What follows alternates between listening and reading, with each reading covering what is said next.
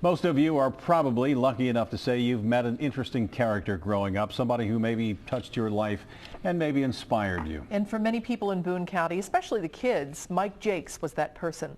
As Local 12's Angenette Levy tells us, his passing today leaves scores of people heartbroken. 6-year-old Ayden Brinegar loves his stuffed bear. It was a gift a couple of years ago from his preschool bus driver, Mike Jakes.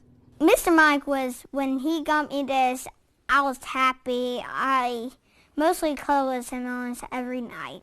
Mr. Mike, as he was called, looked like Santa Claus with his white beard. He also dressed like him. Ayden's mom says Mr. Mike had a way of relating to children.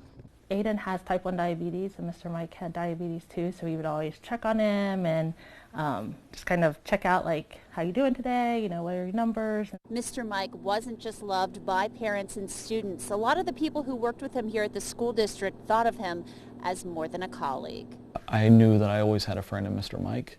I knew that he was always there even for me. Hillard Collins Elementary School Principal T.W. Loring says Mr. Mike always had a smile on his face. He would visit preschool classrooms at Christmas, dressed like Santa.